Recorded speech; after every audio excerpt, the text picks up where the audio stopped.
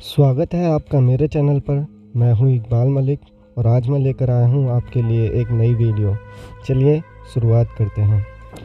भगवान कौन है इसके बारे में तो सब जानते हैं, लेकिन भगवान कहाँ है इसका जवाब किसी के पास नहीं।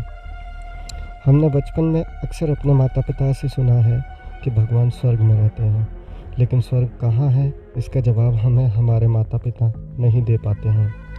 तब इसकी जानकारी के लिए हम पंडित मौलानाओं के पास जाते हैं। पंडित हमें बताते हैं दूर किसी ब्रह्मांड में स्वर्ग स्थित है और वहाँ अनेक देवी देवताओं के साथ भगवान वास करते हैं।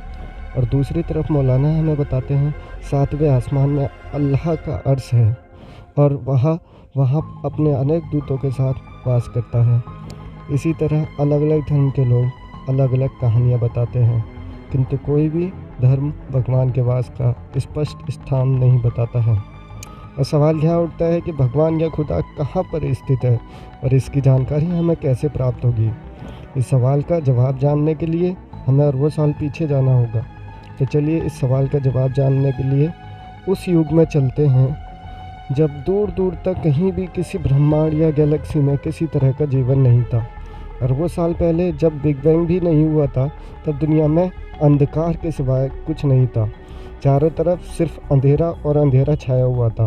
फिर कुछ वर्षों बाद ऐसा हुआ जो हैरान करने वाला था। एक छोटा सा कण जब तेज़ सफ़ेद रोशनी से भरा हुआ था, उस अंधकार के बीच अस्तित्व में आया और इधर उधर घूमने लगा। इधर उधर घूमते हुए उस कण ने अपने अंदर सोच की शक्ति का विकास किया। सोच की शक्ति प्राप्त होने के बाद उस कण ने सोचा, काश इस दुनिया में कोई ऐसी जगह होती जहाँ पर मैं ठहर पाता। और उसके ऐसा सोचते ही इस दुनिया में एक जोरदार धमाका हुआ, जिसकी वजह से अनेकों ग्रह और तारे अस्तित्व में आए। यह वही धमाका था जिसे आज हम बिग बैंग के नाम से जानते हैं। और यह जो कण है वह कोई और नहीं, वह शक्ति है जिसे आज हम भगवान के नाम से जानते हैं। अच्छी तरह से समझने के लिए अब इस कण को हम भगवान कहेंगे। फिर भगवान ने एक विशाल तारा बनाया और उस तारे के चारों ओर अनेक ग्रह बनाए, जिसे आज हम अपना सौरमंडल कहते हैं। और इस सौरमंडल के आसपास उसने कई सौरमंडल बनाए, जिसके कारण मिल्की वे गैलेक्सी अस्तित्व में आई।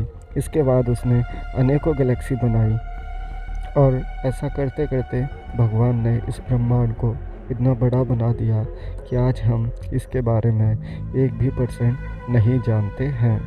इतनी बड़ी दुनिया बनाने के बाद भी भगवान कभी रुका नहीं और वह इस दुनिया का और विस्तार करते रहा। लेकिन उसे एक चिंता सताती थी कि उसके अलावा कोई और जीवित प्राणी इस दुनिया में नहीं है।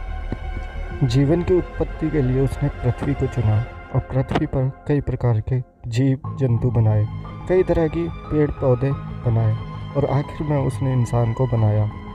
इंसान भगवान की सबसे जटिल रचना थी, जिसको उसने अपनी ही तरह सोच की शक्ति दी थी। इसी कारण से आज इंसान इतनी तरक्की कर चुका है। पृथ्वी पर जीवन की रचना करने के बाद भगवान इस दुनिया को और विशाल बनाने के लिए आगे की ओर बढ़ गया और आज भी वह आगे बढ़ते जा रहा है और इस दुनिया का विशाल रूप बनाते जा रहा है। वह बस रोकना नहीं चाहता है, वह इस दुनिया को अनंत तक फैलाते जा रहा है। यह जानने के बाद हम कह सकते हैं कि भगवान एक जगह नहीं रुकता है, वह सिर्फ रचना करता है और आगे बढ़ जाता है और आगे बढ़कर अनेक तरह की और रचनाएं करता है और फिर वह आगे बढ़ जाता है। इसका मतलब भगवान कहीं भी कभी भी नहीं रुकता है। अब हम जान चुके हैं कि भगवान किसी जगह स्थित नहीं है, जबकि वह आगे बढ़ते जा रहा है और वह कभी रुकता नहीं है। बस वही भगवान है जो इस संसार को और आगे बढ़ाते जा रहा है। तो फिर हम इंसान क्यों यह सोच के बैठे कि भगवान आएगा, हमारी दुआएं सुनेगा और हमारी दुआओं को पूरा कर कर जाएगा। ऐसा कुछ भी नहीं है। भगवान कभी भी लौट कर नहीं आने वाला है और रचना करके जा चुका है और आगे इस दुनिया को और विशाल बनाने के लिए वह अपना काम कर रहा है।